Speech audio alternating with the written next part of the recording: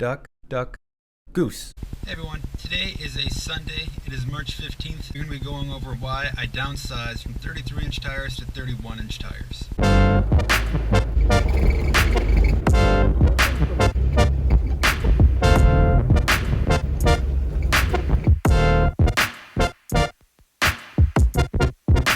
In this video, you're going to be able to get to know my Jeep a little bit better in terms of what I have set up for this road trip. Before I get into that, I got a mic. So let's try this out and see how it goes. Okay, so it should be set up. Hopefully you can hear me much better now. Today, like I said, what we're going to be doing is looking at why I downsized from 33-inch tires to 31-inch tires. The pros, the cons. I also had the option of going up to a 35-inch tire, and I'll go over why I chose not to do that as well. This Jeep was my daily driver. I didn't have any intention of towing a trailer. The engine is the 2.5 liter, 4-cylinder. Going up a hill, towing a trailer with 33-inch tires on isn't ideal. I would have preferred the straight 6. I downsized the 31-inch tires. I'll have a little bit more power going uphill, towing a trailer. To start off with, we have 31-inch tires on 17-inch rims. That is not factory for a TJ. Normally you'd have 29-inch with 15-inch rims. I decided to go with KO2s. They score in the high 90s for like every condition. I originally had 33s on, so in order to run these wheels, I got a 3-inch Daystar lift kit. It is known as the budget lift kit. If you want to do serious off-roading, this is not the lift kit for you. For me, it was a daily driver type of lift kit. Some of the pros and cons to running with 31-inch tires. They're lighter, miles per gallon, faster acceleration, you don't need to switch out the gear ratio, better than stock for ground clearance, quieter, you give less strain on Jeep parts, steering components, ball joints, engine, transmission, transfer case. They are cheaper to buy, faster for airing up and airing down, and you get a full turning radius. This Jeep, I'll actually do a little montage right now. This Jeep has gone through a lot of different tire setups. So the first one was the factory 15-inch. Then I got, I think, 2015 Jeep Sahara or 18-inch. Then I upgraded it to the 2014 Rubicon rims, which were 17-inch with 33-inch tires. I was debating putting 35-inch tires on. My current setup is 17-inch Rubicon rim. I downsized the tire to a 31-inch KO2 245 75 R17 setup, and I am loving it. Out of all the different setups I've had so far, this one is by far the best one for what I'm using this Jeep for. For me, it's a daily driver. I need to depend on it every day to get to work. And at the same time, I want it to be fun enough where I can still kind of pass people on the highway, but also hit the trails and have a little bit better of an advantage as if it was just a stock setup. I am also running 1-inch spacers, adapters, so I can run the JK bolt pattern, which is 5x5, which is also known as 5x127, onto the TJ, which is 5x4x5.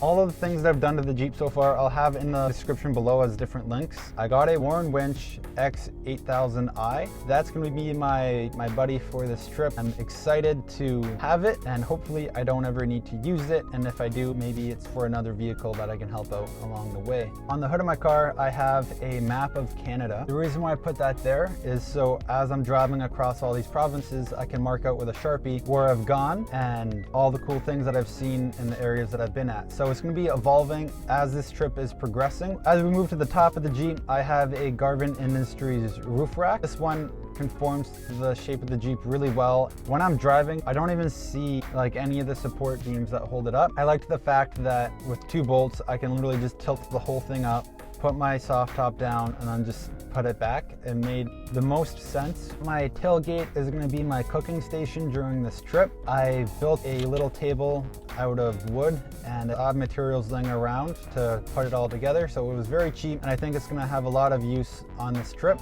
I secured it to the back of the tailgate with double-sided sticky tape. I've seen some other YouTubers do this and it worked out really well for them. I thought I'd give it a try, see if it actually does work, or if drilling holes into my tailgate is something I have to do in the future.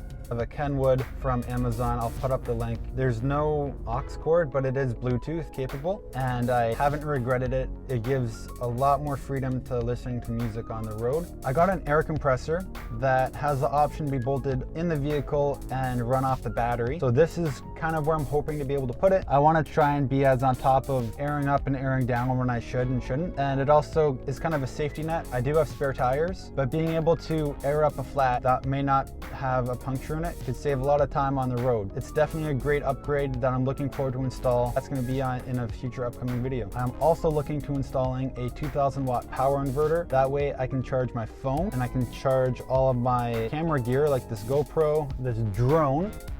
That way I don't have to stop off at a Tim Hortons to charge up all my devices. I can kind of do it on the road. That also reminds me, I need to get more batteries. This Jeep never came with fog lights. I decided to get factory fog lights from a scrapyard off of another Jeep TJ, and I even got the button switch for it.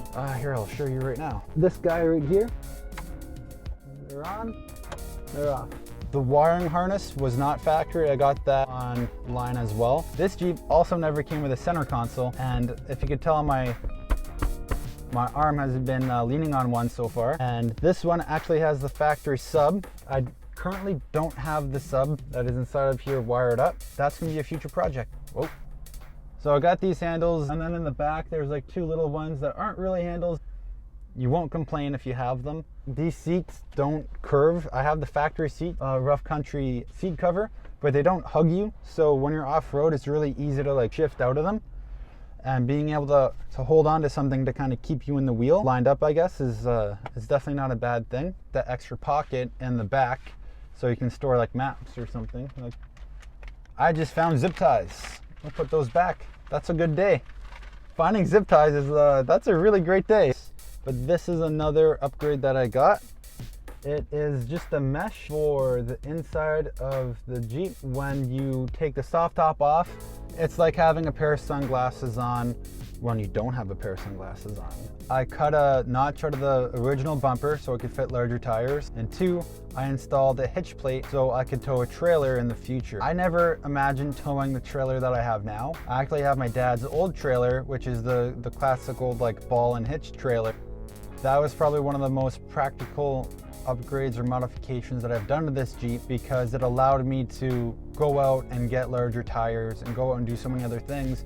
And when I was looking at modifications, I feel like this one made me realize a couple things. So the first one was, what are the things you want to modify and why do you want to modify them? And then the second one is, what order should you be modifying the things in the Jeep so you can start using them right away? And what I found out was, when I was able to set up a trailer, I could pick up tires, or I could pick up parts that normally wouldn't fit in the vehicle. No, I think I covered everything in terms of what I've done so far, and a couple of the projects that I am going to be doing in the future. So until next time, have a great day, and I will see you later.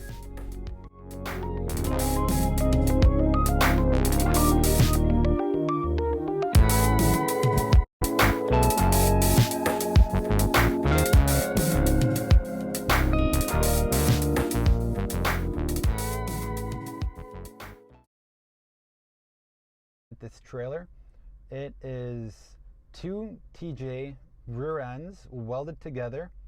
The very back of the trailer has a CJ style tailgate that folds down like a table. The front of it swings open just how a normal tailgate would swing open from the factory. The inside space is roughly 5 feet by 5 feet. That is not including the extra space I'm going to try and figure out with this roll bar accessory that is on the top of it. This trailer will have its own video on all the things that I decide to do with it for this trip.